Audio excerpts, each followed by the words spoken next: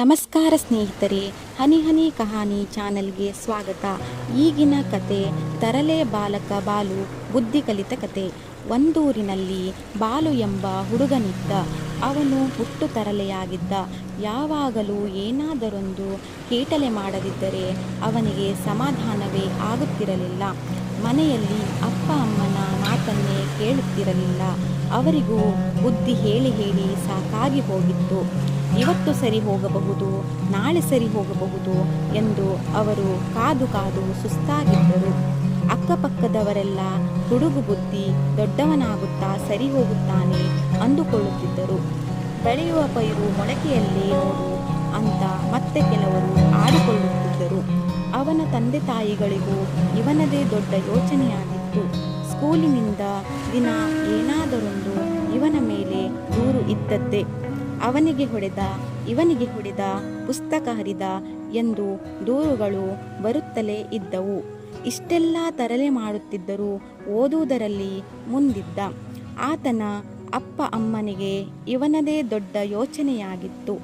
ಶನಿವಾರ ಬಂತೆಂದರೆ ಸಾಕು, ಮಾರ್ನಿಂಗ್ ಸ್ಕೂಲ್ ಮುಗಿಸಿಕೊಂಡು ಬಂದವನೇ ಯೂನಿಫಾರ್ಮ್ ಸಹ ಬಿಚ್ಚದೆ ಮನೆಯ ಹತ್ತಿರವೇ ಇದ್ದ ನದಿಗೆ ಮೀನು ಹಿಡಿಯಲು ಆತನ ಗೆಳೆಯ ಸೀನನೊಂದಿಗೆ ಹೋಗುತ್ತಿದ್ದನು. ಮೀನು ಹಿಡಿದು ತರುವುದು, ಮನೆಯ ತೊಟ್ಟಿಲಲ್ಲಿ ಹಾಕುವುದು ಮಾಡುತ್ತಿದ್ದ. ಎಷ್ಟು ಹೋಗಬೇಡವೆಂದರೂ ಕೇಳುತ್ತಿರಲಿಲ್ಲ. ನದಿಯಲ್ಲಿ ಮೀನು ಹಿಡಿಯುವುದು, ಅದನ್ನು ತಂದು ಮನೆಯ ತೊಟ್ಟಿಲಲ್ಲಿ ಬಿಡುವುದು ಮಾಡುತ್ತಿದ್ದ. ಯಾವಾಗ ಇವನು ಸರಿ ಹೋಗುತ್ತಾನೋ ಎಂದು ಅವನ ತಂದೆ ತಾಯಿ ಕಾಯುವುದೇ ಆಗಿತ್ತು. ಒಂದು ದಿನ ಬಾಲುವಿನ ತಾಯಿ ಆತನನ್ನು ಕರೆದು ಅಂಗಡಿಯಿಂದ ತರಕಾರಿ ತರಲು ಹೇಳಿದರು. ಅಂಗಡಿಗೆ ಹೋಗಿ ತರಕಾರಿ ತೆಗೆದುಕೊಂಡು ಬರುತ್ತಿದ್ದ. ಸಂಜೆಯಾಗಿ ಕತ್ತಲಾಗುತ್ತಾ ಬಂದಿತ್ತು. ಇನ್ನೇನು ಮನೆ ಸ್ವಲ್ಪ ದೂರ ಇತ್ತು. ಆಗ ಕರೆಂಟ್ ಹೋಗಿ ಬೀದಿಯೆಲ್ಲ ಕತ್ತಲಾಯಿತು. ಮೊದಲೇ ತರಲೆ ಹುಡುಗ ಏನಾದರೂ ಕೀಟಲೆ ಮಾಡಬೇಕೆನಿಸಿತು ಅವನಿಗೆ. ರಸ್ತೆಗೆ ಟಾರ್ ಹಾಕಲೆಂದು ರಸ್ತೆಯ ಇಕ್ಕೆಲೆಗಳಲ್ಲಿ ದಪ್ಪ ದಪ್ಪ ಜಲ್ಲಿಕಲ್ಲುಗಳನ್ನು ಹಾಕಿದ್ದರು. ಅದನ್ನು ನೋಡಿದ್ದೇ ತಡ ಬಾಲುವಿನ ತಲೆಯಲ್ಲೊಂದು ಯೋಚನೆ ಬಂತು. ಹೇಗೂ ಕರೆಂಟ್ ಹೋಗಿ ಬೀದಿ ದೀಪಗಳು ಆರಿದ್ದವು.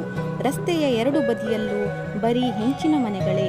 ಒಂದು ದಪ್ಪ ಕಲ್ಲನ್ನು ಎಸೆಯುವೆ, ಕಲ್ಲು ಬಿದ್ದರೆ ಹೆಂಚು ಒಡೆದು ಹೋಗುತ್ತದೆ, ಮಳೆಗಾಲದಲ್ಲಿ ಮನೆ ಸೋರುತ್ತದೆ ಎಂದು ಯೋಚಿಸಿದವನೇ ಒಂದು ದೊಡ್ಡ ಜಲ್ಲಿಕಲ್ಲನ್ನು ತೆಗೆದುಕೊಂಡು ಮೇಲೆಸೆದನು. ಕಲ್ಲು ಮನೆಯ ಮೇಲೆ ಬಿದ್ದು ಮನೆಯವರು ಹೊರಬರುವುದರಲ್ಲಿ ಮನೆ ಸೇರಬೇಕೆಂದು ಓಡಿದನು. ಅವನು ಓಡಿ ಸ್ವಲ್ಪ ಮುಂದೆ ಬರಲಿಲ್ಲ. ಅವನು ಕಲ್ಲನ್ನು ಹೇಗೆ ಎಸೆದಿದ್ದನೋ ಅವನು ಮುಂದೆ ಬಂದಾಗ ಅದು ಅವನ ತಲೆಯ ಮೇಲೆ ಬಿದ್ದು ರಕ್ತ ಬರಲಾರಂಭಿಸಿತು. ಅಯ್ಯೋ, ಏನೋ ಮಾಡಲು ಹೋಗಿ ಏನೋ ಆಯಿತಲ್ಲ ಎಂದು ಅಳುತ್ತಾ ಮನೆಗೆ ಬಂದನು. ಅಳುತ್ತಾ ಬಂದ ಬಾಲಕನನ್ನು ಆತನ ಅಮ್ಮ ಏನಾಯಿತೆಂದು ಕೇಳಿದರು. ಆಗ ಬಾಲು ನಡೆದದ್ದೆಲ್ಲವನ್ನು ವಿವರಿಸಿದನು. ಆಗ ಆತನ ಅಮ್ಮ, ನೋಡಿದೆಯಾ, ನೀನು ಯಾವಾಗಲೂ ಏನಾದರೊಂದು ಕೀಟಲೆ ಮಾಡುತ್ತಾ ಇರುತ್ತೀಯ. ಯಾವಾಗಲೂ ಎಲ್ಲರಿಗೂ ಒಳ್ಳೆಯದನ್ನೇ ಬಯಸಬೇಕು. ಕೆಟ್ಟದ್ದು ಮಾಡಲು ಹೋದರೆ ನಮಗೇ ಕೆಡುಕಾಗುತ್ತದೆ. ಅದಕ್ಕೆ ಇಂದಿನ ಘಟನೆಯೇ ಸಾಕ್ಷಿ.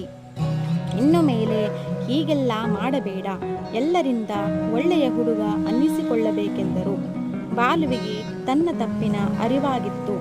ಅಂದಿನಿಂದ ಅವನು ಒಳ್ಳೆಯ ಹುಡುಗನಾಗಿ ಬಾಳಿದನು. ಈ ಕಥೆಯ ನೀತಿ ಎಂದರೆ, ನಾವು ಬೇರೆಯವರಿಗೆ ಕೆಟ್ಟದ್ದು ಬಯಸಿದರೆ ಮುಂದೊಂದಿನ ಅದರ ಪರಿಣಾಮವನ್ನು ನಾವೇ ಅನುಭವಿಸಬೇಕಾಗುತ್ತದೆ. ಈ ಕತೆ ನಿಮಗೆ ಇಷ್ಟವಾದರೆ ಲೈಕ್ ಮಾಡಿ, ಸಬ್ಸ್ಕ್ರೈಬ್ ಮಾಡಿ ಮತ್ತು ಕೆಳಗೆ ಇರುವ ಬೆಲ್ ಐಕಾನನ್ನು ಕ್ಲಿಕ್ ಮಾಡಿ.